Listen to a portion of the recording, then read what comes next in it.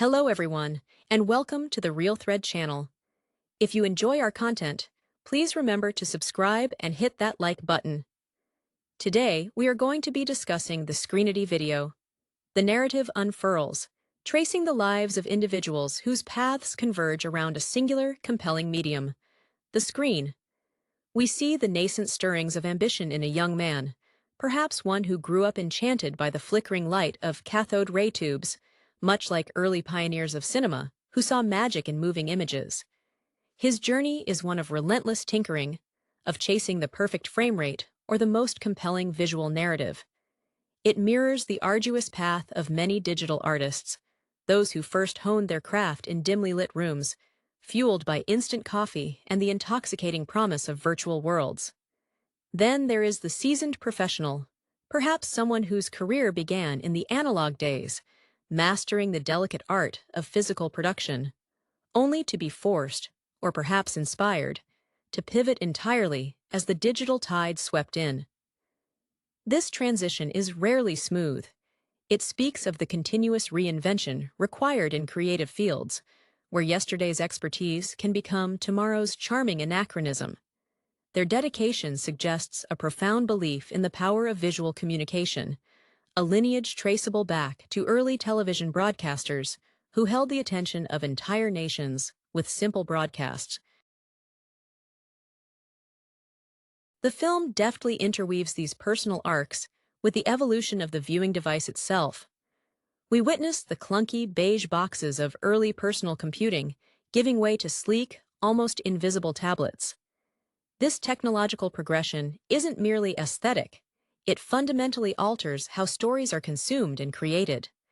The intimacy of the small screen fosters a different kind of engagement than the communal experience of the cinema hall, demanding a renewed focus on micro-narratives and immediate emotional impact. A significant theme explored is the constant negotiation between creator and platform.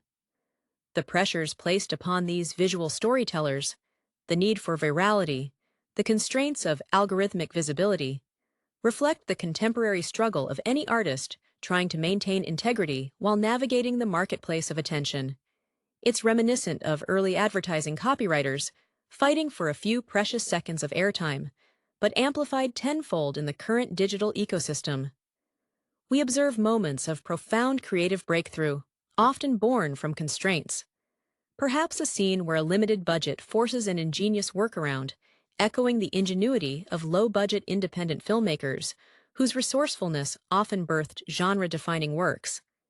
These sparks of innovation suggest that true creativity thrives not in limitless possibility, but in overcoming tangible obstacles.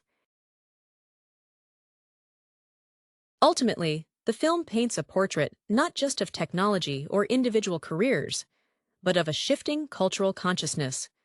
The screen has become the primary lens through which modern life is processed, interpreted, and shared.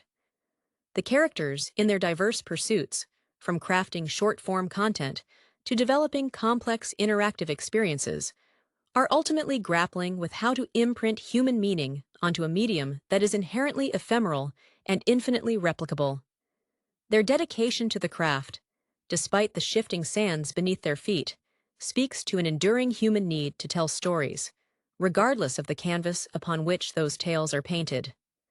The narrative deepens as we examine the emotional toll exacted by this constant digital immersion. Consider the young creator, the one who started with enthusiasm, now perhaps exhibiting the subtle signs of burnout, the slight tremor in his hands after hours of fine-tuning color grades, or the hollow look in his eyes when a project that demanded months of his life vanishes into the endless scroll. His early inspiration, once a pure desire to communicate, now contends with the crushing weight of metrics. The likes and shares become the new currency of validation, a far cry from the quiet satisfaction of a job well done in the pre-internet era. One senses a parallel to the early musicians who saw their passionate compositions reduced to 4-bar loops for commercial jingles, the art diluted by commerce. The seasoned professional, the veteran, carries a different kind of weight. Her memory is populated with tangible things, the satisfying clack of a film gate closing, the smell of developing chemicals. When she speaks of adapting, there is an undertone of elegy, a respect for the past mingled with a steely resolve for the future. She is the living bridge between eras, perhaps initially viewing digital tools with suspicion, seeing them as cheap imitations, but now mastering them with a precision born of decades of disciplined work. Her motivation is survival, certainly, but more profoundly, it is the commitment to ensuring that narrative substance survives the medium change. She might recall the early days of television advertising, where every second was painstakingly scripted and rehearsed, contrasting sharply with the seemingly endless, often unscripted flow today. The evolution of the hardware itself is presented not just as a technological march, but as an intimacy negotiation. We see characters interacting with devices that demand proximity, the curve of a neck leaning over a glowing tablet, the way eyes dilate to capture every pixel in the near dark. This closeness breeds a dependency, a blurring of the lines between personal life and professional output. Their screens are not merely tools, they are extensions of their nervous systems. This mirrors the shift experienced by early radio broadcasters who suddenly found their voices entering the private living rooms of strangers, an invasion of intimacy that was revolutionary at the time.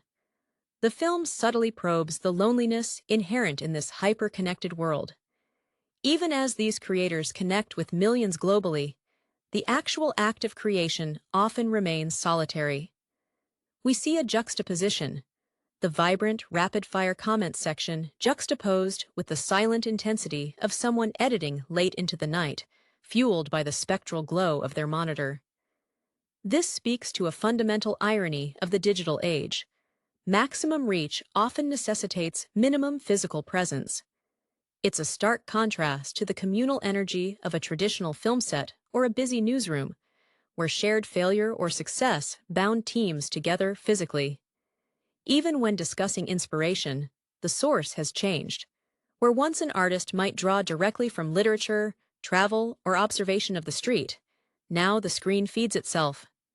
There is an acknowledgement, perhaps weary, that the visual language is becoming increasingly recursive, derived from what has already been seen online. Yet, within this self-referential loop, the truly gifted manage to find the aperture, the unique angle that breaks the pattern. They are the modern-day alchemists, taking the base metal of recycled digital noise and transmuting it, momentarily, into something resonant and undeniably human. Their enduring struggle is to ensure that the speed of the platform does not outpace the depth of their contribution. The weight of legacy presses heavily upon certain figures within this visual tapestry. There is the elder statesman of the group, perhaps someone who cut their teeth directing crucial segments for network news during the nascent days of satellite broadcasting. For him, the screen represents not just a career, but a societal pillar. He remembers when broadcast television held an almost sacred trust with the public. Now, watching his former craft fragmented across countless feeds and feeds of ephemeral content, there is a distinct melancholy. His hands, once steady while directing a live, high-stakes broadcast, now sometimes betray a slight hesitation when navigating a touchscreen, symbolizing the friction between practiced mastery and necessary adaptation.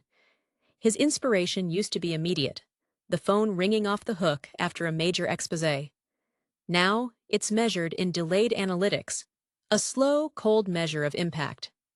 Contrast this with the rising star, a young digital native whose entire worldview has been shaped by instantaneous feedback loops. This individual views the screen not as a vessel for content, but as the air they breathe, a continuous, responsive environment. Their emotional landscape is tied directly to the rhythm of the feed. A successful launch brings a euphoric but brief dopamine spike, quickly followed by the anxiety of the next requirement. We see their aesthetic born not from formal art school training, but from the meticulous curation of their own online persona. Their early influences weren't classic cinema auteurs, but rather the viral architects who understood the mathematics of attention. the precise moment to deploy humor, shock, or vulnerability for maximum shares. They embody a fascinating tension, possessing unparalleled technical fluency while often wrestling with the philosophical implications of creating something beautiful only to have it instantly consumed and forgotten.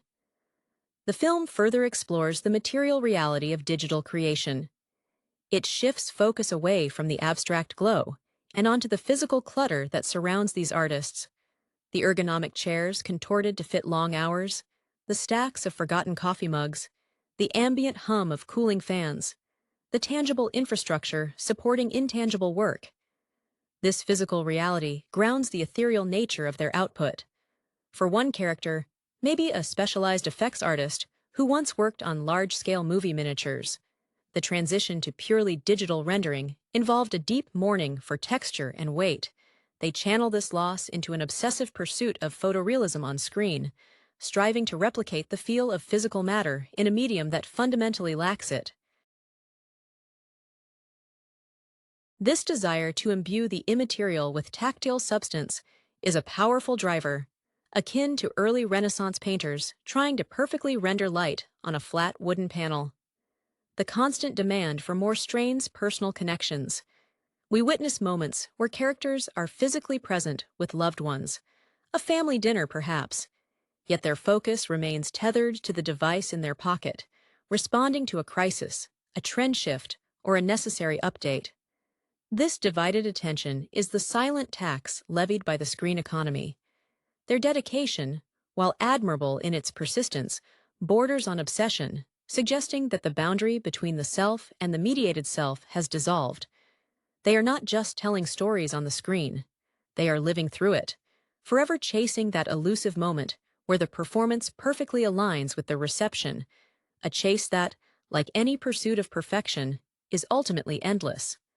The scrutiny of the audience, now democratized and ubiquitous, becomes another invisible hand shaping the final product. Where once a director might have presented a finished vision to a focused preview audience, receiving measured, formal feedback, now the creator is subjected to the unfiltered, moment-to-moment judgment of the crowd. This immediate feedback loop creates a fascinating and often paralyzing dynamic. We see one creator agonizing over a subtle change in lighting, not because of artistic principle, but because an influential online commentator hinted that the previous tone felt off-brand. This submission to the collective, rapid-fire opinion forces a level of malleability into the artistic process that was once unthinkable. It echoes the vaudeville performer, who could hear the shift in the audience's mood instantly, the coughs, the murmurs, the sudden applause, but amplifies that sensitivity to a global, continuous scale. The quest for authenticity is constantly battling the pressure for immediate resonance. This leads to an interesting evolution in the use of narrative tropes. To cut through the incessant noise, creators are tempted toward extremes. The young visual storyteller, perhaps inspired by the rapid-fire editing styles of early music video directors, who had to convey complex emotion in 30-second bursts, begins to rely heavily on shock value or manufactured controversy simply to gain initial traction. Their early promise of nuanced storytelling risks being sacrificed at the altar of the click. Conversely, the veteran, remembering the slow, deliberate pacing that built sustained dramatic tension in classic serialized dramas, attempts to retain that depth, yet finds their work sometimes ignored, dismissed as too slow for the current attention economy. They are left wrestling with how to embed profound meaning when the audience is primed for instant gratification, a struggle not unlike that of the early novelists trying to persuade readers accustomed to oral storytelling to commit to hundreds of pages of dense text. The film also dedicates time to the unseen labor, the necessary digital housekeeping that consumes vast amounts of creative energy. The hours spent not on filming or writing, but on metadata tagging, format conversion, rights management, and platform compliance. This administrative burden, often invisible to the end user, acts as a heavy anchor on pure creativity. It speaks to a modern professional life where the mastery of the creative craft is only half the battle. The other half is mastering the arcane architecture of the digital marketplace. This necessity for constant administrative upkeep contrasts sharply with the romanticized image of the solitary artist. It suggests a new kind of collaboration, one where the unseen algorithms and terms of service agreements are more demanding collaborators than any human partner could be. Their perseverance here is a testament not just to their artistic drive, but to their sheer endurance in the face of bureaucratic digital complexity. The exploration then turns inward, examining the complex relationship between the creators and the very tools that grant them their voice. We see the young digital architect, whose workspace is minimalist save for an array of precision monitors, exhibiting an almost symbiotic connection with his custom-built software. He doesn't just use the program, he bends it, tweaking lines of code to achieve effects that the original developers never intended. This mirrors the audacity of early sound engineers, who discovered that by deliberately overloading vacuum tubes, they could generate desirable distortion, finding beauty in technical failure. For him, the screen is a malleable substance, a clay that constantly responds to his will, yet this very responsiveness breeds a kind of dependency. Unplugging feels less like a break and more like a temporary paralysis. The older professional, the veteran adapter, approaches her digital workstation with a different kind of reverence, one tinged with necessity.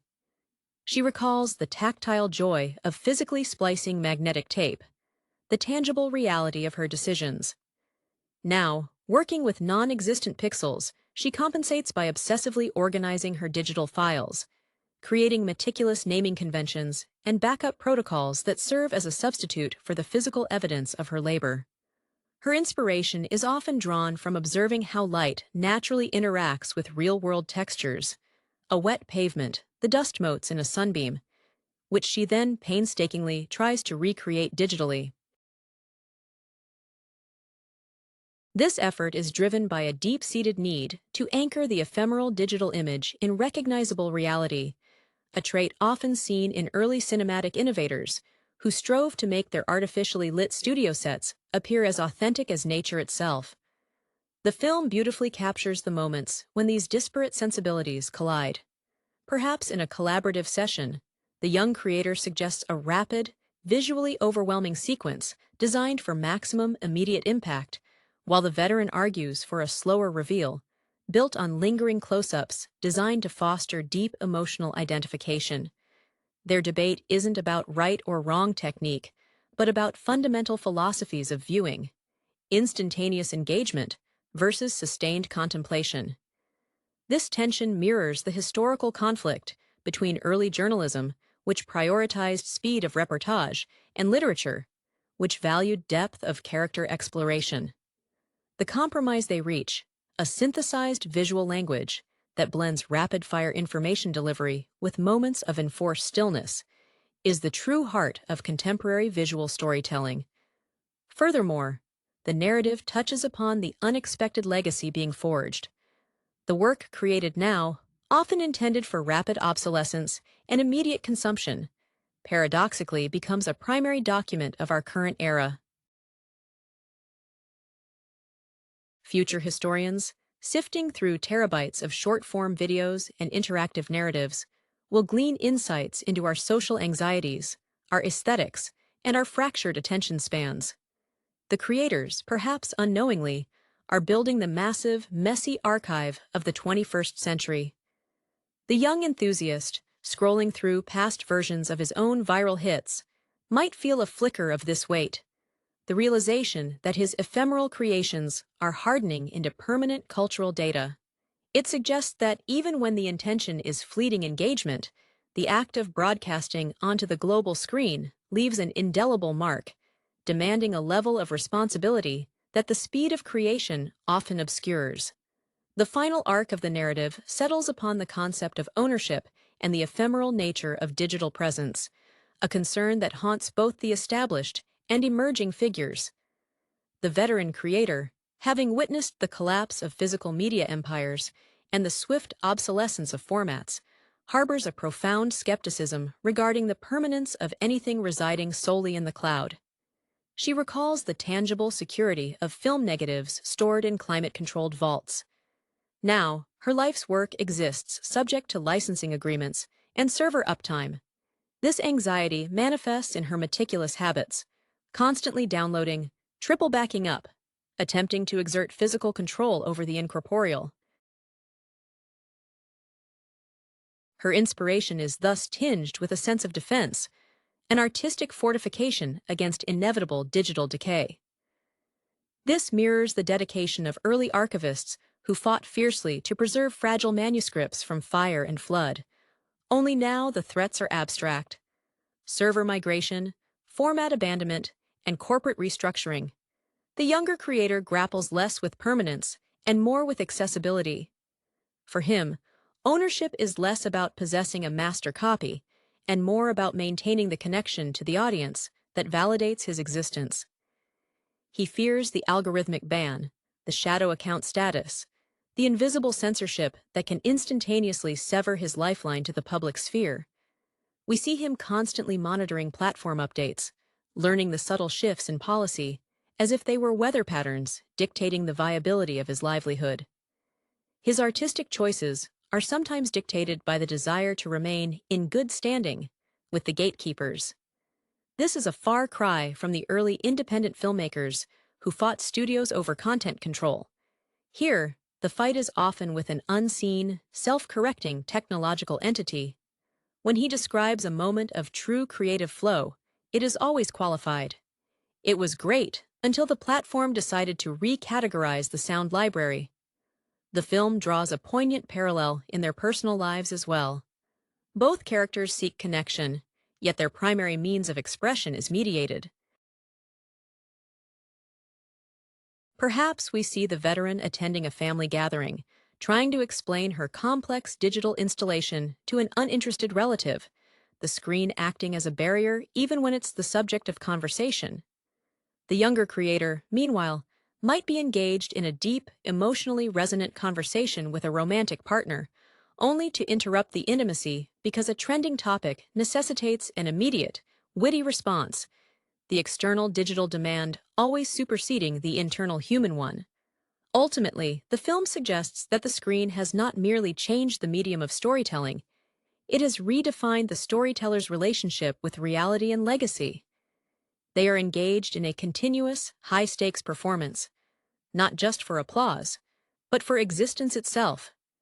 Their individual journeys, one striving to anchor the new in the wisdom of the old, the other desperately trying to future-proof the fleeting moment, converge on the same profound realization.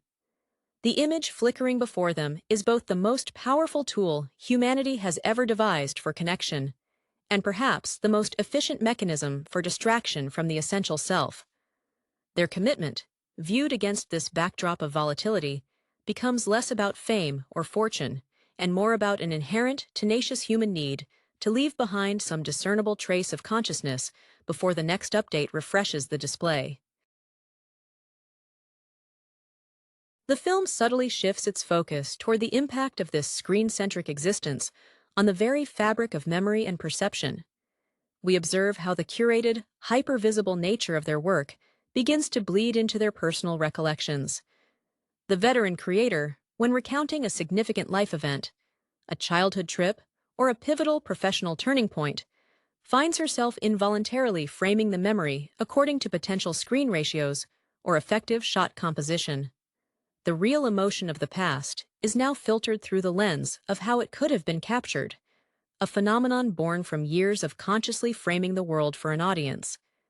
Her genuine, unmediated memories begin to feel muted compared to the vivid, self-edited versions she has constructed for promotional materials or industry anecdotes. This mirrors the early challenges faced by autobiographers, who, upon committing their stories to paper, found the act of writing solidified a particular version of the past, sometimes eclipsing the fluid reality of memory itself. For the younger artist, this transformation is even more pronounced. His entire life seems to exist in searchable, time-stamped increments. He struggles to articulate feelings that haven't yet been condensed into a 15-second visual gag or a punchy caption. When faced with a moment requiring nuanced, extended explanation, he visibly defaults to seeking an analogous image or clip online, as if the vocabulary for unmediated experience is atrophying. His inspiration, while technically proficient, sometimes feels derived not from genuine emotion, but from a perfect pastiche of emotions successfully viralized by others. This recycling of feeling is the inevitable conclusion of an attention economy. If the rewarded signal is repetition, then originality becomes a risky outlier. His genius lies in his ability to repackage the familiar in a way that feels novel, a feat of digital ventriloquism. The narrative pauses to examine the rare moments of genuine artistic solitude, often characterized by a deep sense of alienation from the devices themselves. We see one character attempting a radical digital detox, retreating to a space devoid of connectivity. The initial silence is deafening. The absence of notification pings, creating a vacuum that his mind initially struggles to fill. This forced quiet reveals the extent to which the constant stream of external stimuli had become a necessary cognitive crutch, masking deeper, unresolved internal narratives. The creative breakthroughs that emerge from this void are often rudimentary but fiercely personal. A sketch on actual paper, a monologue spoken aloud to an empty room. These moments serve as a necessary recalibration, a reminder that the screen, for all its power, is fundamentally a communication bridge, not the destination itself. Finally, the film contemplates the idea of visual echo, the way certain stylistic choices become so pervasive that they cease to be choices and become environmental norms. The visual language forged by these creators, whether through hyper-saturated color palettes or the pervasive use of certain musical cues, is now informing the real world. Advertisements mimic their aesthetic, interior design trends follow their feed imagery, and even political discourse adopts their rapid-fire rhetorical structures. The creators, initially striving to capture the world, have succeeded so thoroughly that they have begun to manufacture the world they observe. They are trapped in a feedback loop of their own making, yet within this echoing chamber, the true measure of their artistry lies in their ability to inject a single, clear, unadulterated note of human insight that manages to resonate through the overwhelming digital static. Their ongoing struggle is not against technology, but against the very success of their influence. The concluding segment delves into the profound weariness that sets in when the line between creation and consumption completely dissolves. We see the toll this hyper-productivity takes on the very capacity for simple appreciation. The veteran, who once found deep satisfaction in the slow reveal of a perfectly composed landscape shot on film, now struggles to simply look at a sunset without mentally composing captions or assessing optimal filter choices. Her ability to passively absorb beauty has been hijacked by the professional imperative to process, package, and publish. Her inspiration, once a gentle muse drawn from the organic world, now often feels like a frantic scavenger hunt for usable content, forcing a kind of visual anxiety onto moments that should invite repose. This echoes the early struggles of industrial designers who found that once they understood the mechanics of mass production, they could no longer see a simple manufactured object without deconstructing its assembly line origins. The young innovator, meanwhile, demonstrates a fascinating form of creative fatigue related to hyperspeed iteration. Having mastered the art of generating content instantaneously, he often finds himself paralyzed by the abundance of his own possibility. He might spend days agonizing over which of his 20 near-perfect, algorithmically optimized variations of a short piece is the best, a kind of existential gridlock brought on by too many successful pathways. His early, passionate drive to break through the noise has transmuted into a desperate need to maintain market presence, a perpetual motion machine where stopping means instant irrelevance. His face, illuminated by the cool light of his editing suite, sometimes carries the expression of someone perpetually waiting for an elevator that is already on its way up, a state of high alert without true forward momentum. The film suggests that true artistry in this age requires a conscious, almost defiant act of slowness. We witness a breakthrough moment not in a major launch, but in a quiet act of deletion. One character, perhaps the veteran, decides to purge years of mediocre derivative work that was purely reactive to trending styles. This act of digital sacrifice, of deliberately removing material that served the market but not the soul, becomes an act of profound creative reclamation.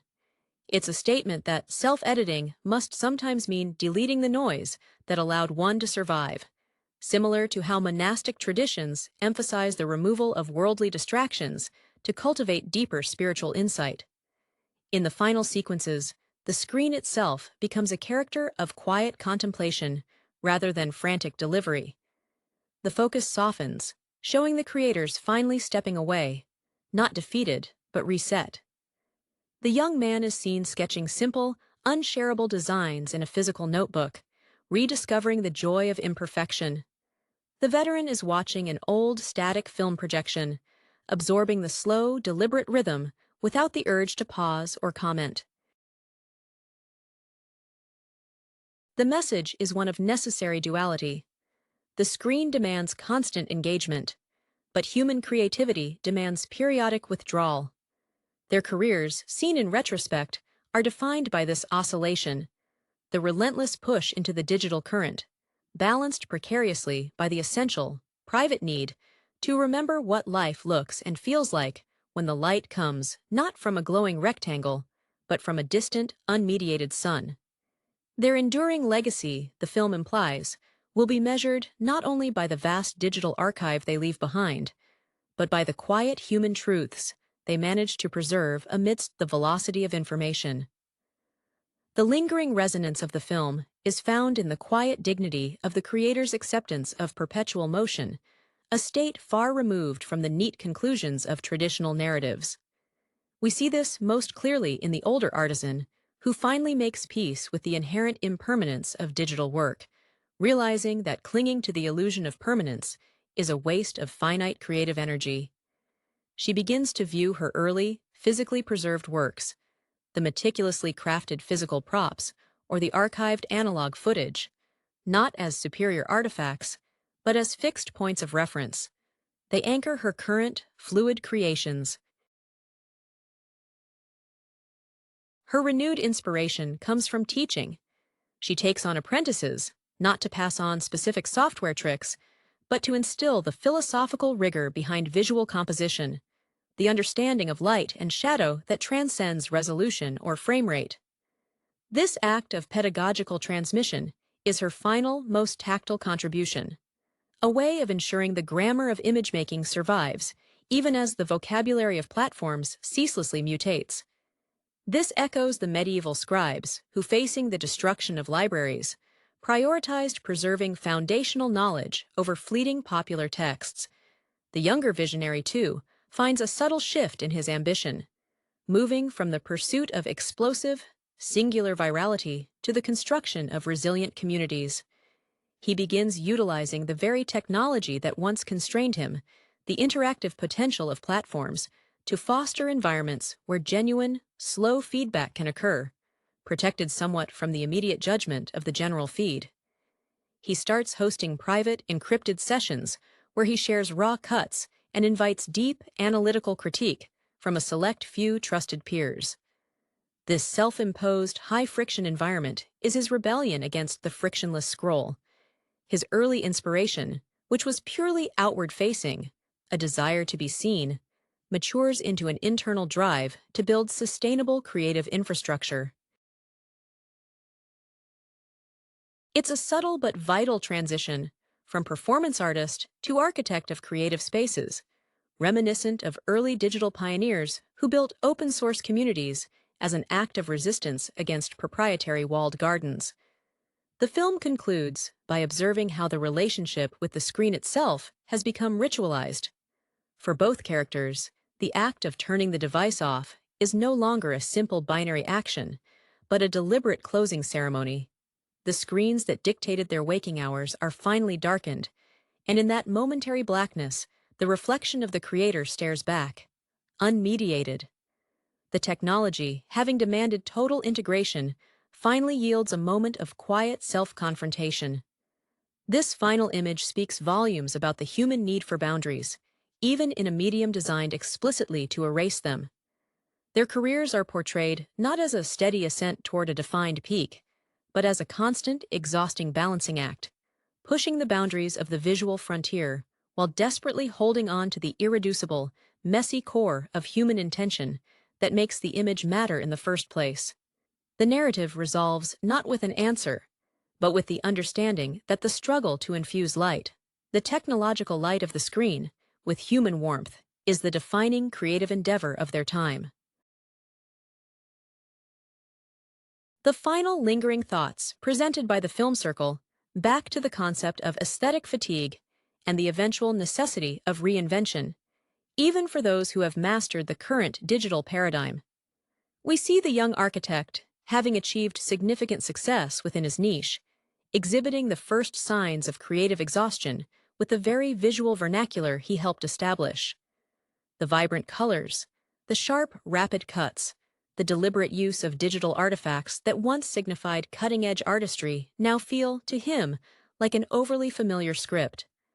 There is a palpable sense that the language is spent, and true artistry now lies in the discovery of the next grammar, the visual style that hasn't yet been commodified or saturated. This mirrors the early rock and roll musicians who, upon exhausting the basic blues structures, had to intentionally seek out dissonance or entirely new sonic palettes to maintain relevance and express new societal moods. His inevitable next step, the film suggests, will be a deliberate move toward abstraction, or perhaps a full immersion back into analog processes, not out of nostalgia, but out of creative necessity, a flight from his own success. The veteran creator confronts a parallel, though distinct, form of obsolescence. Having successfully navigated several technological shifts, her mastery is now so comprehensive that the tools present little challenge. The new frontier for her is not technical adaptation, but the philosophical integration of these tools into a legacy. She begins to focus intensely on curation and retrospective analysis, treating her own extensive body of work as a historical text to be interpreted rather than a production pipeline to be fed. Her focus shifts from creating the next compelling image to understanding the enduring impact of the images already created. This historical gaze allows her a certain freedom, as she is no longer beholden to the immediate demands of the algorithm, but rather to the longer arc of cultural memory. Her inspiration turns inward, examining how her work reflected, and perhaps subtly steered, the cultural consciousness of past decades, a deep dive into self-mythology reminiscent of established authors engaging with their complete collected works. The film subtly underscores that the true value created by these individuals is not the content itself, which is infinitely copyable, but the path they carved through the technological landscape. They are pioneers whose maps, though rapidly outdated, reveal the terrain for those who follow. The narrative ends not with a grand finale, but with a sense of continuation. The creation process simply shifts location, changing its physical demands rather than ceasing entirely. We see the characters turning their attention to emerging interfaces, perhaps augmented reality spaces, or entirely new forms of sensory input, with the same mixture of apprehension and exhilarating curiosity that defined their earliest endeavors. The screen, whether projected onto the environment or held in the palm, remains the central arena of human expression. Their dedication serves as a testament that creativity is not dependent on any single medium, but rather on the persistent human desire to shape perception, to impose meaningful order onto the chaos of existence, regardless of whether that order is rendered in glowing phosphors or inked on brittle paper. The story closes on the understanding that the narrative of the screen is endless, marked only by the lifespan and the evolving restlessness of those who choose to tell tales upon it. The final moments of the film leave the audience with a profound sense of the cyclical nature of technological adoption and creative surrender. We observe the lingering emotional residue of constant exposure to the mediated world. The younger creator, having reached a point of near-perfect fluency in the digital tongue, exhibits a peculiar kind of exhaustion, the inability to enjoy anything that lacks an inherent mechanism for sharing or response. A quiet meal with a friend, a walk in the rain, these moments are now mentally categorized as unproductive screen time, generating a low-level anxiety that compels him to document, if only to validate the experience to himself. His early ambition to change the world through content has subtly morphed into the need to constantly prove his engagement with the world, leading to a form of self-imposed surveillance. This mirrors the early psychological adjustments of religious ascetics who, after dedicating themselves to solitude, found the noise of the secular world overwhelming and terrifying upon re-entry. The veteran, in her phase of retrospective curation, faces the difficulty of reconciling her past self with her present output. She finds that her most powerful, emotionally truthful work from the analog years is often met with confusion by younger viewers accustomed to the hyper-saturated, fast-paced aesthetics of the current era. She experiences a quiet grief not for the lost technology, but for the lost receptivity of the audience. Her dedication now centers on creating annotated versions of her old work, essentially translating her deliberate pacing and analog techniques into a language the modern viewer can access, a form of visual pedagogy. This task is emotionally taxing because it requires her to simultaneously respect the integrity of the past while performing a kind of interpretive dance for the present, a challenge akin to a classical composer trying to explain the nuances of a fugue to an audience conditioned only by beat-driven electronic music. The film ultimately suggests that the most enduring creative act in this era is the conscious choice of where to place one's attention. We see both characters making choices that defy pure economic sense or algorithmic reward. The young man might spend an entire week on a complex, beautiful animation designed for a niche, non-monetized platform he admires, simply because the environment fosters deeper connection. The veteran might purposefully use an outdated resolution or aspect ratio in a new piece, knowing it will look wrong on modern displays, as a deliberate act of artistic friction to force the viewer into a slower consideration of the composition. These choices are declarations of independence from the attention economy, small acts of sabotage against the expectation of immediate gratification. The final image is not of a screen illuminating a face, but of the space between the screens. It shows the shared silence between the two protagonists, who have found a mutual respect across their generational and technical divides. They understand that the screen is merely the current iteration of the storyteller's canvas, be it cave wall, parchment, or glass. Their careers testify that the medium's constraints are temporary, but the essential human drive to narrate, to make sense of the flickering chaos, is the only constant. Their enduring legacy is the resilience required to keep telling stories, even when the very tools designed to amplify the voice threaten to drown out the message in their own echo. The narrative moves toward the existential reckoning with the archive of the self, exploring how the constant documentation required by this digital existence warps the concept of genuine private life and authentic emotional memory. We witness the young creator, whose anxiety about being unseen has driven him to meticulously log every interaction, every idea, every flicker of feeling into cloud-based journals and tagged video snippets. This obsessive archiving provides a perverse sense of security.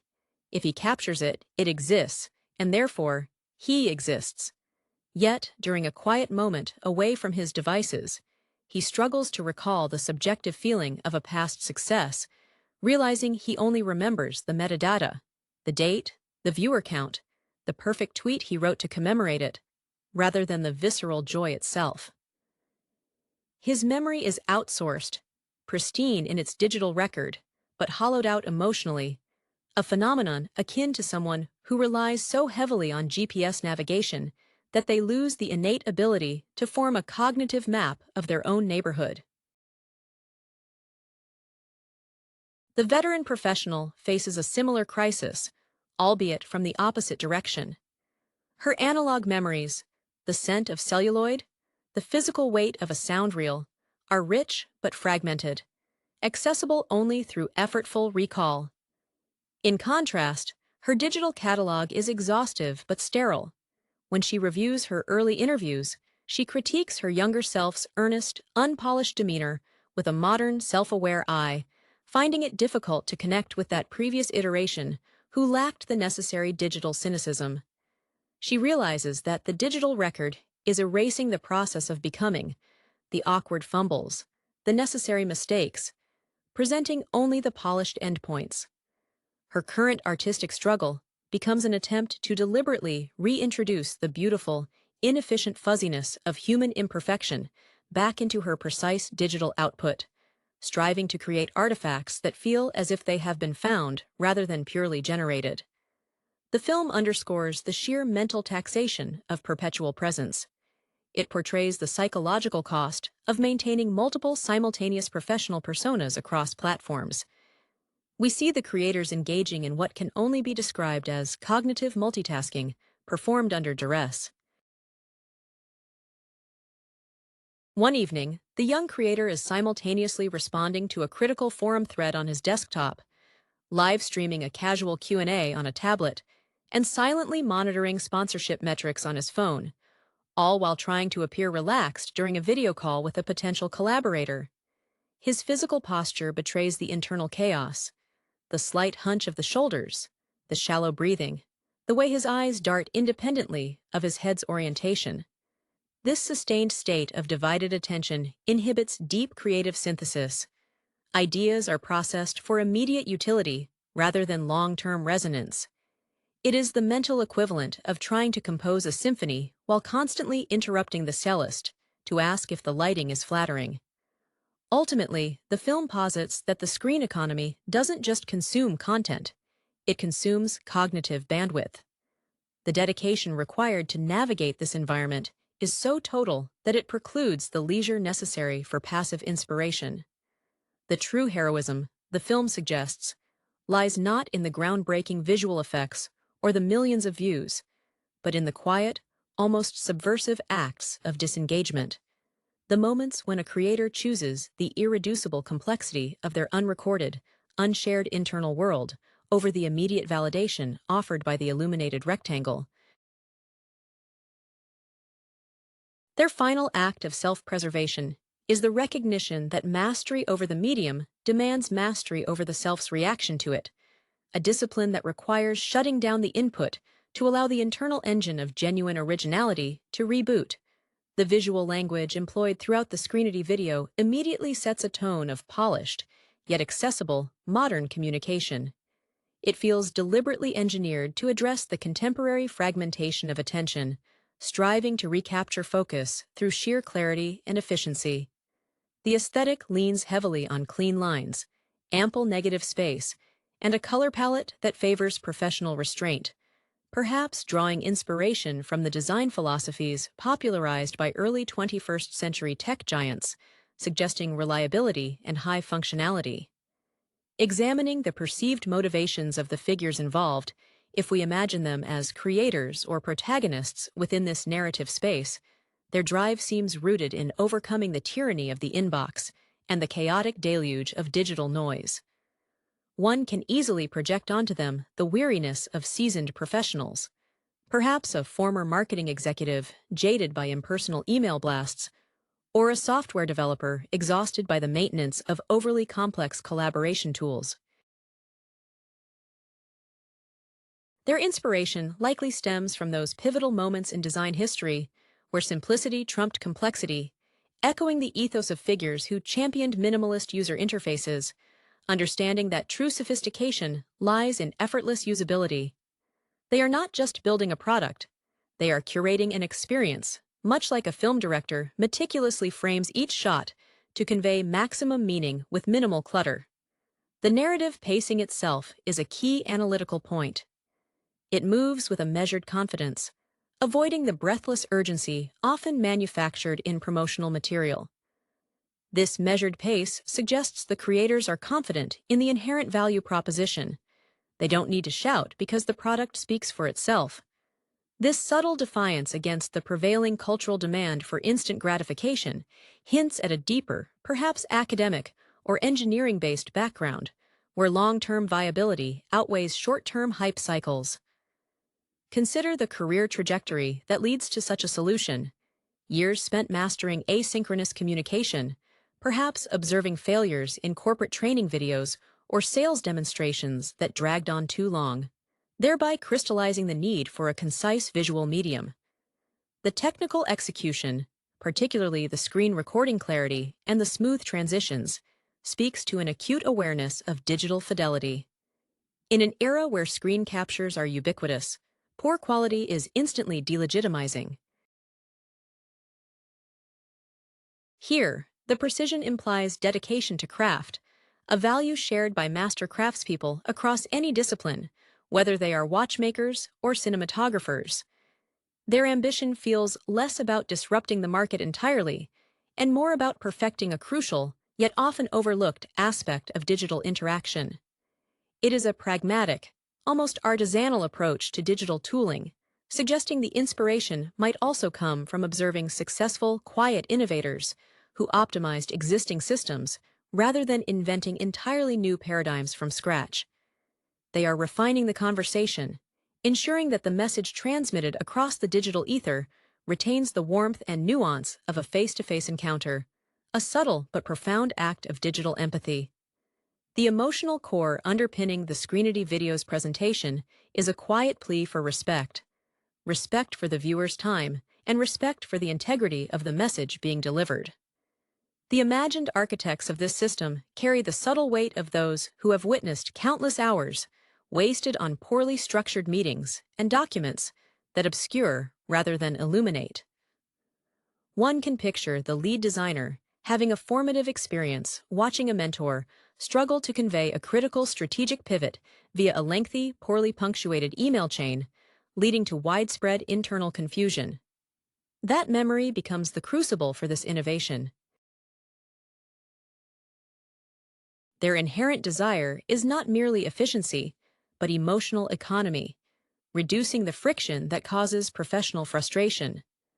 Their characterization should evoke the archetype of the thoughtful engineer, perhaps someone whose early career was steeped in the rigorous logic of systems analysis, similar to figures who built the foundational architecture of the Internet, valuing robustness over flash. They possess a deep, almost philosophical appreciation for linearity and flow, seeing the screen recording not as a mere recording, but as a performance of structured thought. This performance requires a level of composure that suggests they are immune to the panicked scramble of last-minute fixes, instead embodying the serene confidence of someone who has iterated the solution until it feels inevitable.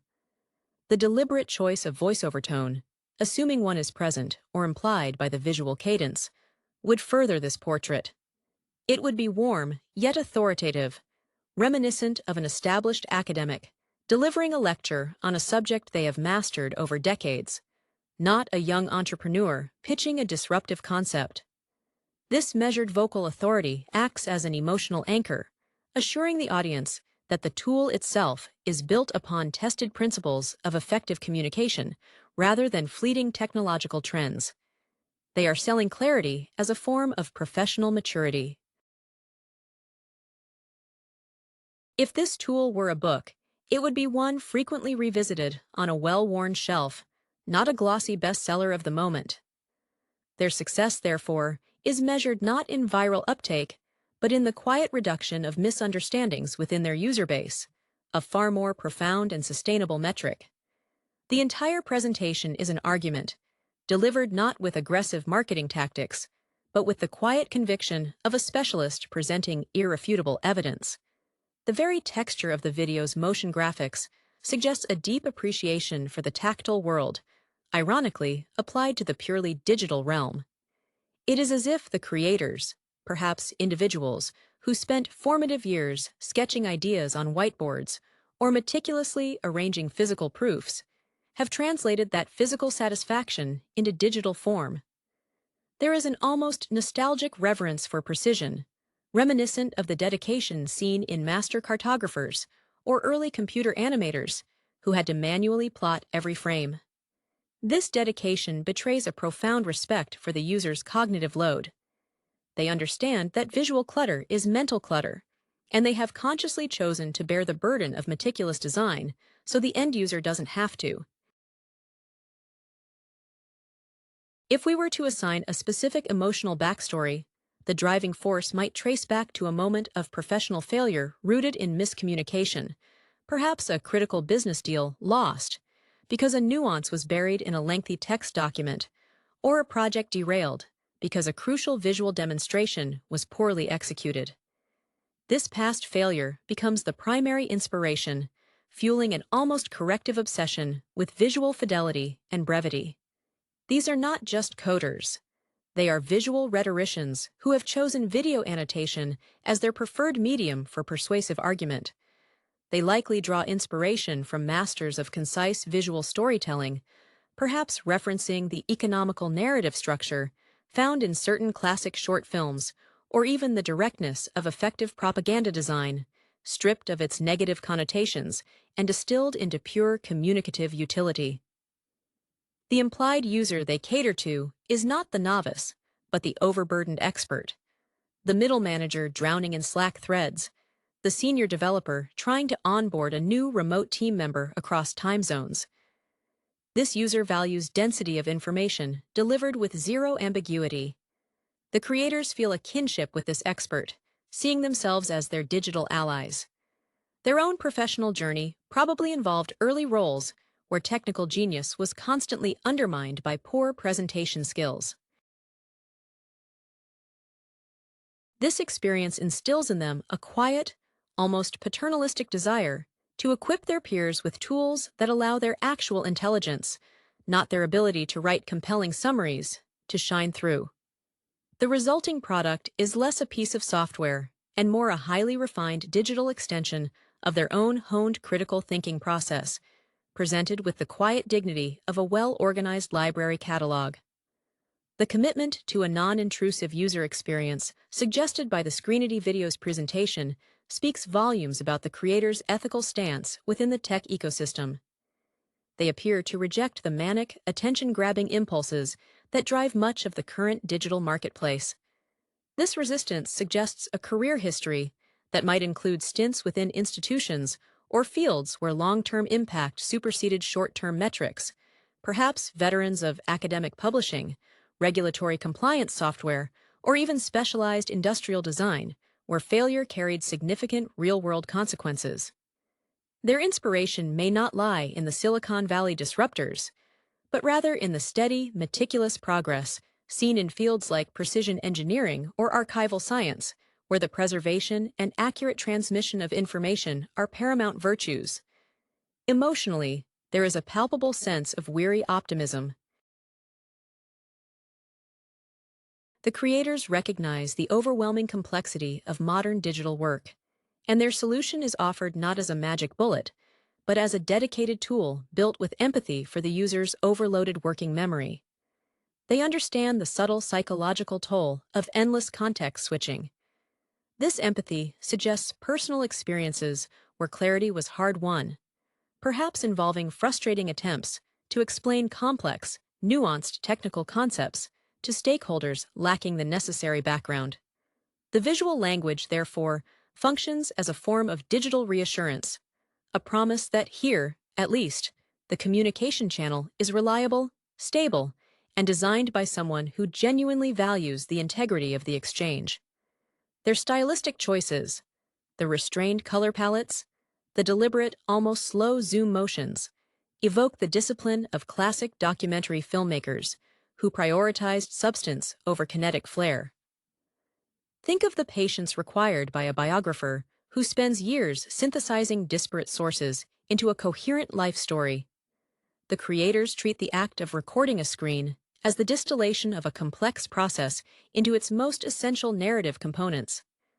This level of intentionality implies that the design process was iterative and deeply personal, perhaps involving early prototypes shared only within a small circle of highly critical peers, whose feedback prioritized functional purity over superficial appeal. The final product is thus framed as a solution born of necessity and refined by a commitment to professional excellence, embodying the spirit of craftsmanship in an increasingly automated world. The implicit contract offered by the screenity aesthetic is one of professional reciprocity. It's a silent agreement that the time invested in watching the recording will yield a demonstrable return on cognitive investment, a stark contrast to the vast majority of digital content that demands consumption without offering clear value back. This principle of non-extractive communication suggests the figures behind the concept have a deep-seated aversion to digital clutter, possibly stemming from early careers steeped in the precise world of technical documentation or legal drafting, where ambiguity resulted in tangible, negative outcomes. Their inspiration might be found in the elegance of foundational programming languages, or the strict yet beautiful syntax of formal logic systems, where every element serves a necessary, unchangeable purpose. Their emotional maturity surfaces in the subtle ways the video avoids sensationalism. There is no hyperbole, no urgent calls to action that feel manipulative. Instead, there is a presentation so grounded in functional reality that it feels almost educational rather than promotional. This detachment from aggressive salesmanship points toward creators who value reputation and long-term professional relationships over fleeting quarterly gains. One can imagine them having navigated early career hurdles where their brilliant work was overlooked simply because it wasn't packaged attractively, leading to a resolution to build a tool that automatically confers clarity and authority onto the user's output, irrespective of their innate presentation skills. The overall feeling is one of quiet competence, positioning the tool not as a revolutionary leap, but as the logical, inevitable evolution of workplace communication, much like the transition from handwritten ledgers to relational databases was a necessary, if unexciting, improvement. Their narrative is built not on disruption, but on profound optimization. If these creators were architects, they would specialize in high-reliability infrastructure, bridges, and utility grids, rather than dazzling skyscrapers. Their legacy is intended to be measured in the thousands of hours saved across organizations globally, a quiet, almost invisible monument to efficiency, forged through relentless refinement of the mundane necessities of digital work.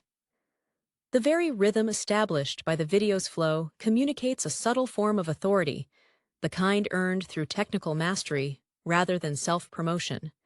One can almost feel the presence of a lead architect whose past projects involved optimizing enterprise-level workflows, where latency or a single misplaced pixel could cost millions.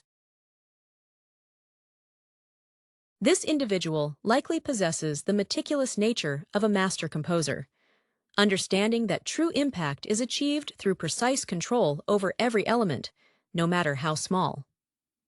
Their emotional investment is tied to the reduction of ambient professional stress. They are not trying to create excitement, but rather dependable calm. This contrasts sharply with the high-energy, dopamine-driven appeal of many contemporary software launches. Instead, Screenity offers the profound relief of knowing a task, explaining something complex visually, can be executed perfectly without strain. This points to a deep-seated need for order, perhaps rooted in a formative experience dealing with administrative chaos, making the development of this tool a form of personal crusade against digital entropy. The rejection of visual noise in the Screenity presentation implies a deep-seated respect for focus, hinting that the creators may have come from fields demanding sustained, uninterrupted concentration, like high-level scientific research or complex financial modeling. Their background might include stints where the penalty for distraction was severe, fostering an almost monastic dedication to clarity. They are not designing for the casual browser. They are designing for the burdened expert whose most valuable asset is uninterrupted cognitive space. This suggests an internal narrative where they have personally experienced the professional purgatory of spending more time explaining what they did than actually doing the work itself. Emotionally, there is a quiet defiance present in their restraint. By eschewing aggressive marketing tropes, they signal that their allegiance is to the user's long-term productivity, not to the fleeting metrics of ad impressions. This stance often breeds loyalty among a specific segment of the professional class, those who value substance over spectacle and who recognize genuine utility when they see it. The implied character is the seasoned colleague who prefers to solve a problem definitively rather than offering a flashy, temporary patch. Their inspiration is less about being first to market and more about being the last solution needed in a given category, mirroring the slow, deliberate victories of companies whose products become embedded infrastructure rather than passing trends. The intentionality behind the pacing also carries a narrative of expertise. It feels as if the video itself has been edited by someone who understands visual rhetoric as well as code. Perhaps someone who directed internal training modules or produced complex investor relations summaries earlier in their career, learning the hard way which visual cues hold attention and which lose it instantly. This mastery over the visual tempo conveys a sense of self-control, suggesting that the entire development life cycle of the product followed the same disciplined, controlled progression. They are selling not just a feature, but a methodology, a promise that following their process will lead to communicative success, built on foundations as solid and unassuming as bedrock. The very texture of the visual presentation suggests a deep-seated appreciation for longevity and utility over ephemeral trends. This echoes the design philosophies of figures who built enduring systems, perhaps drawing inspiration from the functionalist architecture movement or the steadfast reliability of early Swiss industrial design, where form strictly followed function, without apology or superfluous ornamentation. The creators seem to possess the mindset of legacy builders, those more concerned with how their solution performs in 5 years than how it performs in the next quarter's launch cycle. This commitment to durability translates into an emotional assurance for the user. This tool is built to last, designed to withstand the constant churn of platform updates and shifting workplace norms. If one were to trace the genesis of this project through the architects' careers, they might have emerged from environments where communication failure was costly. Think of the exacting standards in fields like aerospace engineering documentation or high-stakes clinical trial reporting. In those arenas, ambiguity isn't just inefficient, it's catastrophic. This background instills a profound, almost reverent approach to every pixel and every moment of runtime. Their professional empathy is thus forged in the crucible of high-stakes accuracy, leading them to value the elimination of any element that might introduce doubt or require a follow-up clarification. The inherent dignity projected by the video's execution suggests a team deeply comfortable with their expertise, possessing the quiet self-possession of seasoned artisans. They are not trying to impress their former bosses. They are aiming to solve a fundamental problem for their respected peers. This leads to a subtle emotional undercurrent, a feeling of quiet vindication. They have taken the messy, frustrating aspects of digital explanation, the frustrating screen shares, the need to constantly re-explain, and channeled that frustration into creating a perfectly calibrated instrument for clarity. The result is a product that doesn't just document a process, but elevates the user's professional standing by making their expertise instantly and undeniably visible. It's less about marketing a video tool and more about offering a masterclass in efficient professional signaling. The meticulous attention paid to the transitions within the video serves as a subtle manifesto on control and intentionality. These shifts are not abrupt or flashy. Rather, they flow with the practiced ease of a seasoned editor crafting a highly complex, yet seamless, visual argument. This suggests the creators are deeply versed in narrative construction, possibly stemming from early professional experiences in post-production houses or in the development of interactive training simulations where managing user attention across multiple information layers was the primary challenge. They understand that a poorly managed visual transition forces the viewer to momentarily pause, reorient, and expend valuable mental energy that should be focused solely on the content being conveyed. Emotionally, this restraint hints at a shared history of battling against chaotic, poorly designed software interfaces themselves. There's a palpable feeling of having been on the receiving end of countless moments where a system actively worked against human cognition. This personal battle manifests as an almost protective instinct embedded within the product's design philosophy. The creators are offering not just a tool, but a safe harbor in the storm of digital distraction, a place where one can rely on the environment to remain predictable and supportive of the task at hand. This creates a bond of trust with the viewer, establishing the creators as fellow sufferers who have successfully engineered their own escape. The implied biography of the development team points toward individuals who value system integrity above superficial novelty. They likely champion methodologies that emphasize rigorous testing and peer review, viewing software development as an act of engineering rather than mere invention. Their inspiration may be drawn from the foundational principles of user-centered design, perhaps inspired by the long development cycles of classic operating systems or database structures, where reliability was painstakingly baked in from the ground up. They are selling competence, packaged not with boastful language, but with the undeniable evidence of a system that simply works, consistently and elegantly, much like a perfectly balanced mechanical device whose precision is evident simply through its smooth operation. The deliberate absence of loud, attention-seeking elements in the screenity presentation speaks to a mature understanding of influence, one that favors cultivation over capture. This aesthetic choice suggests the founders are fundamentally skeptical of hype cycles, likely having witnessed firsthand how quick-fix solutions erode long-term professional credibility.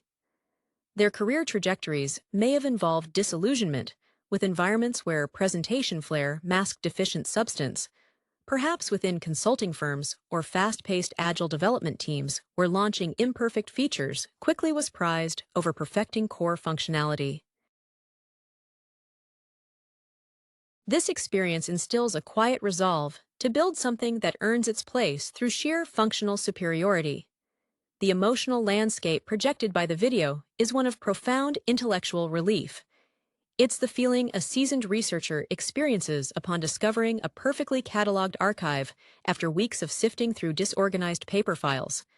For the creators, this tool represents the domestication of the chaotic digital screen, taming the sprawling interface into a focused, digestible narrative unit. Their inspiration seems rooted in the principles of effective pedagogy, seeking to ensure that learning or understanding occurs immediately without the need for remedial explanation. They are effectively teaching the user how to communicate optimally through the medium itself. Their characterization should lean toward the academic pragmatist, someone who respects the rigor of theory, but demands tangible, applicable results.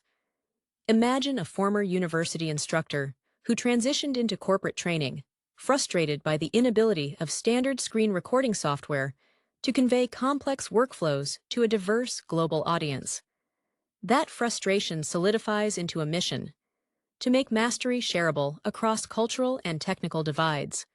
The visual polish thus becomes a form of professional courtesy, a recognition that the viewer, like the presenter, operates under constraints of limited time and mental bandwidth. The subtle power of the presentation lies in its unwavering respect for those constraints, positioning screenity as an essential utility for the serious professional rather than a mere digital toy.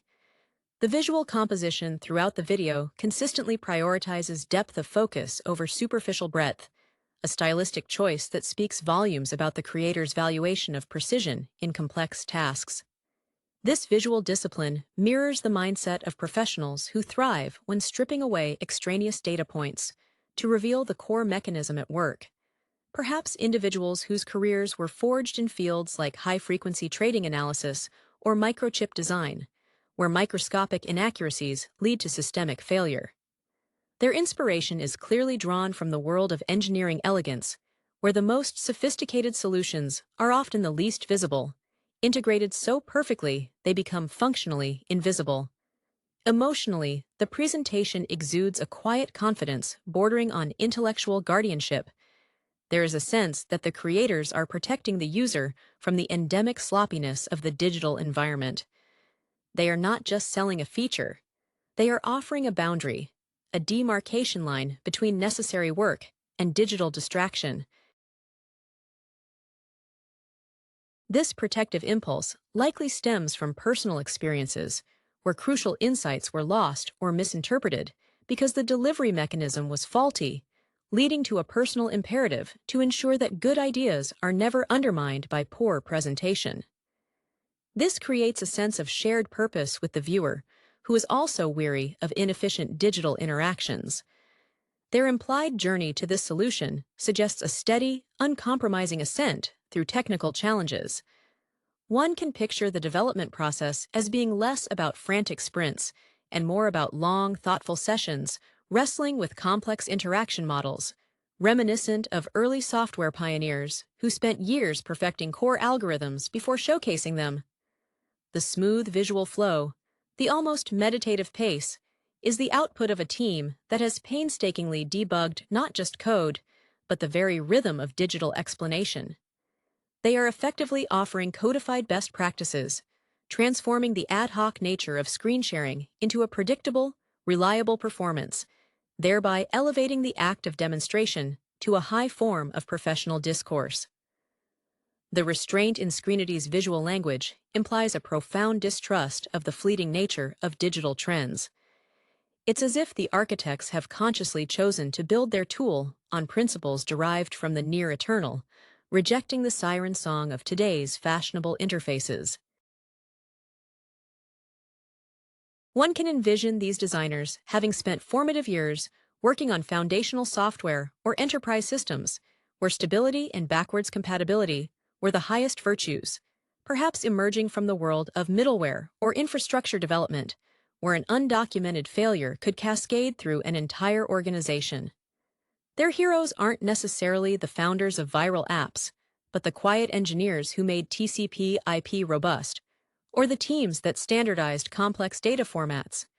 This resistance to flashy aesthetics translates into an emotional bedrock of deep, patient conviction. They aren't selling excitement, they are offering resolution. The emotional tenor of the presentation is akin to a seasoned physician explaining a successful, though non-dramatic, treatment plan. The relief comes from the certainty of the outcome, not the drama of the delivery. This suggests a team that has weathered several market shifts, learning that true value lies in solving immutable human problems, like the difficulty of conveying complex visual processes, rather than capitalizing on temporary technological fads. Their professional maturity is evidenced by their willingness to be understated in a market that rewards shouting. The very decision to focus on the integrity of the recorded content points toward creators who value epistemic honesty above all else. They likely possess a near-moral obligation to ensure the message sent is the message received. This often arises from experiences where personal credibility was damaged by the imperfections of their tools. Perhaps a critical demonstration failed midway through a high-stakes presentation due to lag, or a poorly timed notification popping up. Such failures leave a lasting scar, morphing into a lifelong commitment to controlling the environment of communication. Screenity, then, is their meticulously designed bubble of digital control, allowing the user's authentic expertise to finally shine through, unmarred by technological interference. The tool is less a product and more a finely calibrated instrument of professional self-defense. The implied longevity of the tool suggests a design ethos that treats technical debt not as an inevitability, but as a moral failure. These creators view premature obsolescence with disdain, likely having experienced the organizational whiplash caused by platforms that demand constant, superficial updates. Their allegiance seems to be to the principles of classic craftsmanship, a belief that something truly well-made should transcend minor shifts in user interface fashion. This philosophy suggests a team that prioritizes robust back-end architecture and thoughtful API design, preferring the invisible scaffolding of reliable engineering over the immediately gratifying aesthetics of front-end novelty. Their work ethic is that of the master clockmaker, focused on the precise meshing of internal components that ensure accuracy decades down the line. The quiet authority of the presentation emanates from a deep-seated understanding of scale. They aren't merely solving a problem for one person in one meeting. They are architecting a solution intended to propagate across thousands of asynchronous communications within a large organization. This awareness of scale fosters an aversion to anything that introduces unnecessary variables or dependencies. Their emotional impetus seems to be a form of preventative maintenance for organizational sanity. They are driven by the desire to intercept misunderstandings before they metastasize into expensive departmental friction.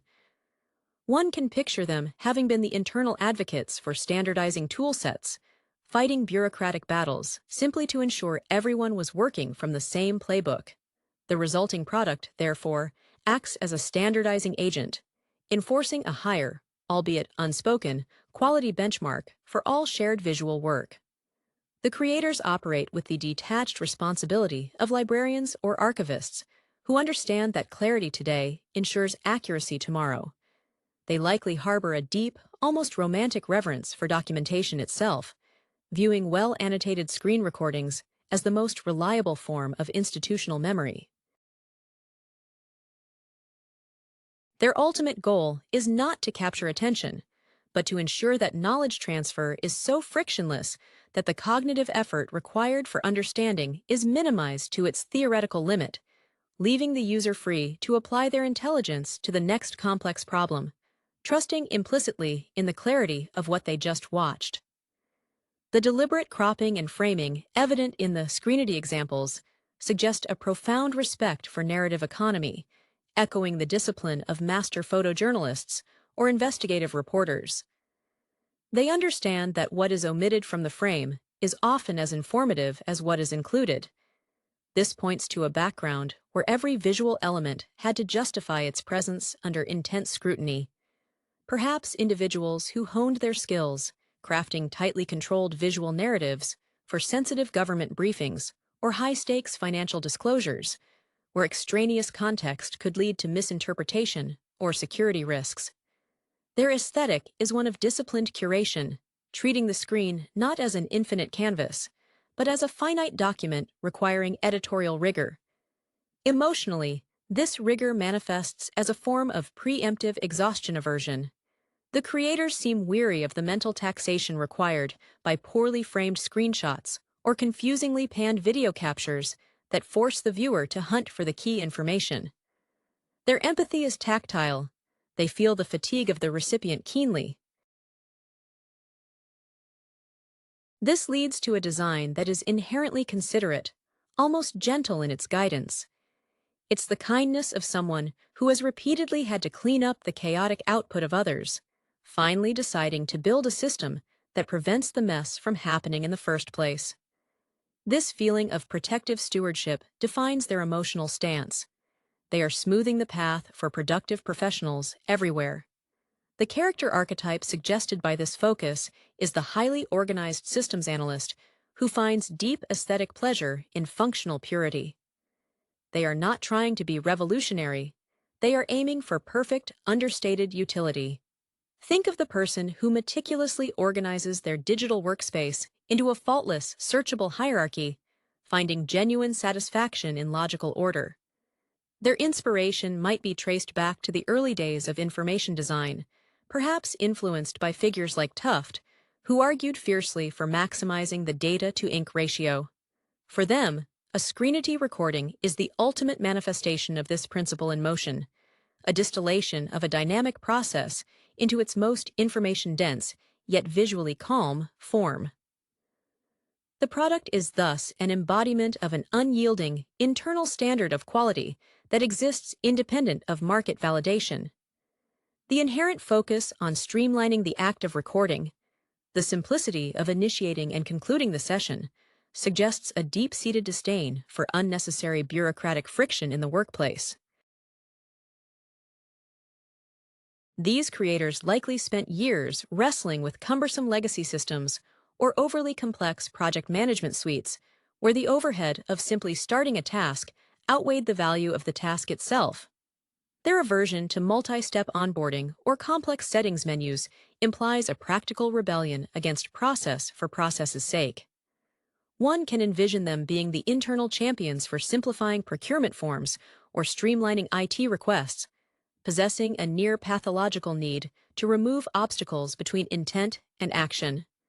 Emotionally, there is an undercurrent of quiet impatience with the status quo, channeled entirely into productive engineering rather than vocal complaint.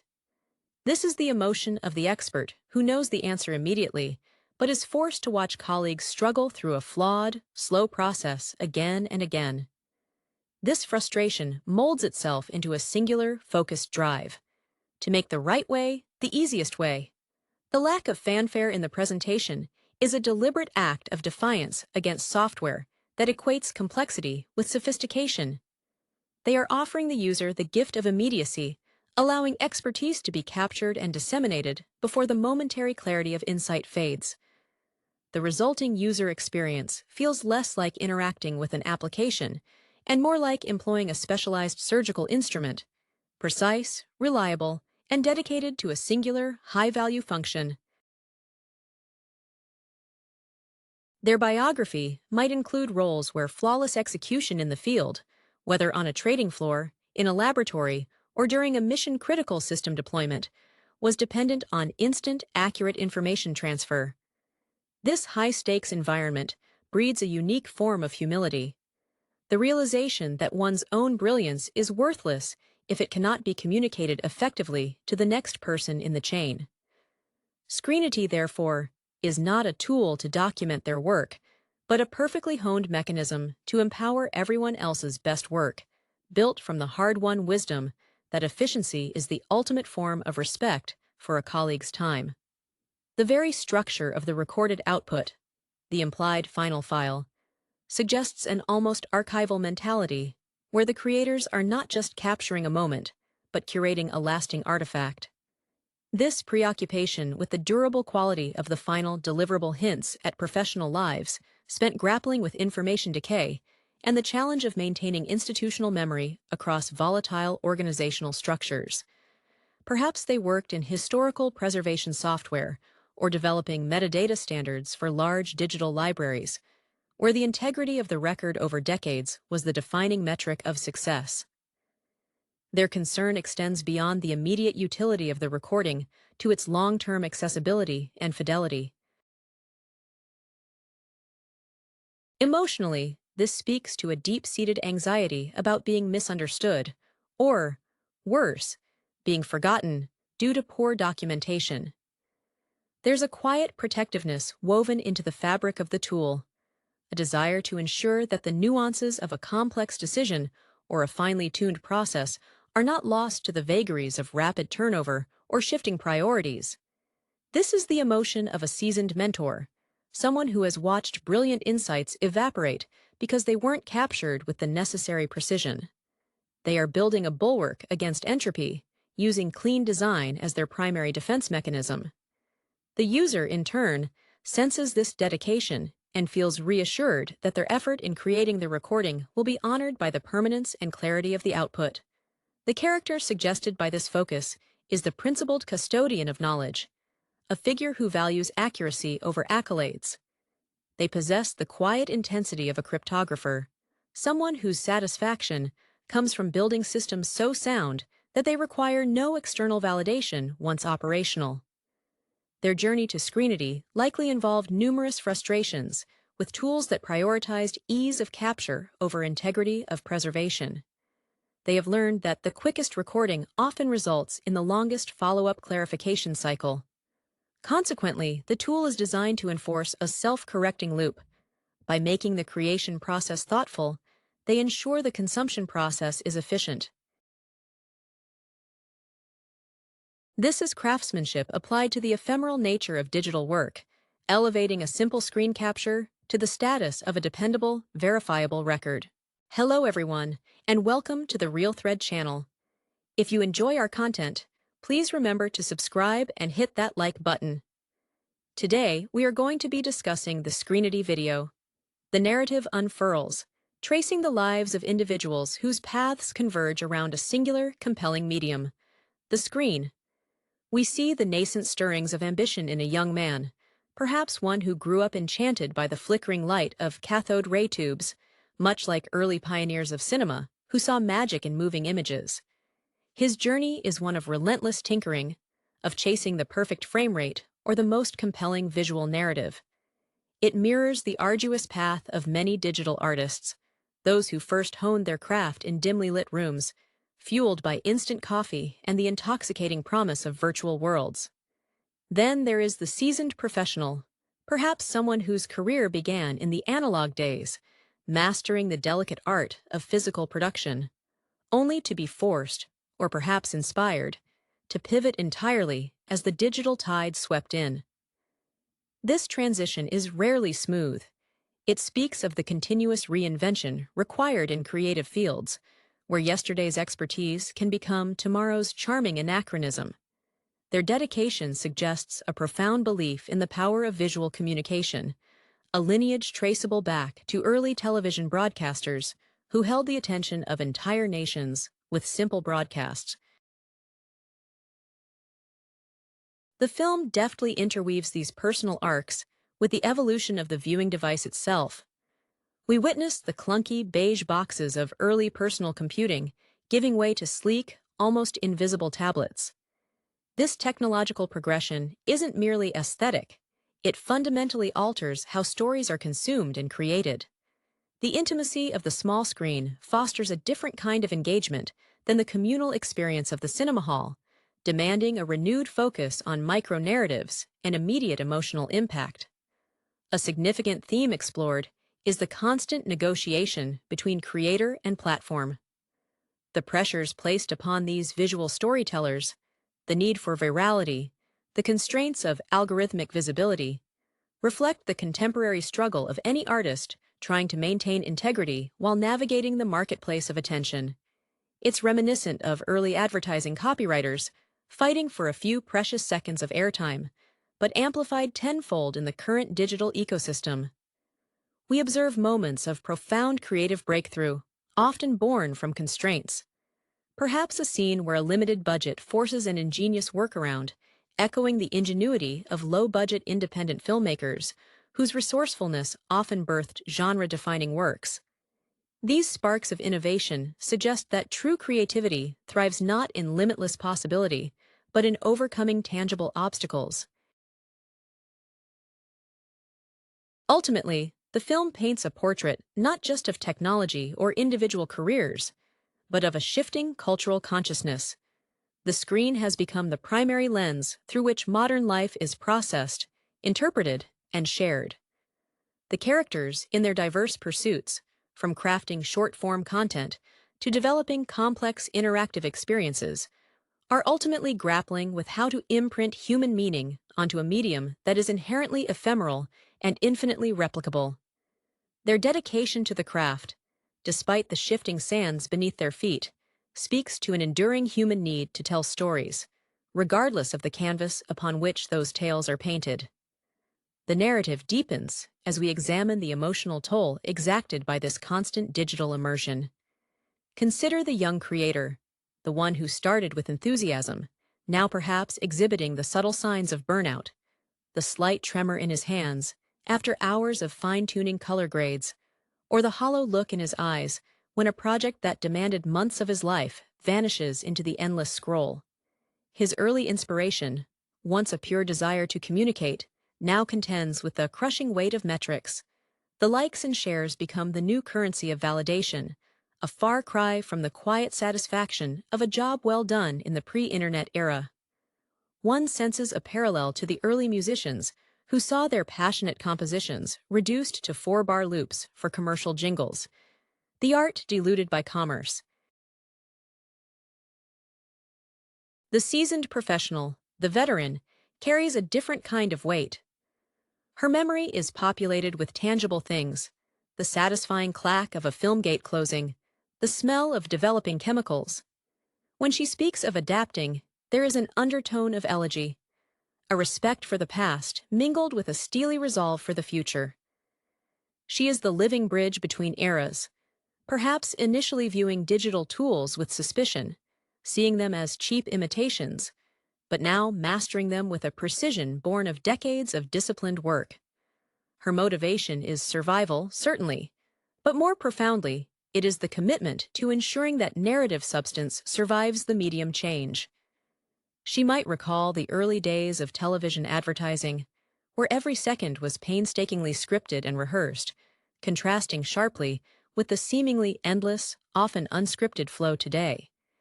The evolution of the hardware itself is presented not just as a technological march, but as an intimacy negotiation. We see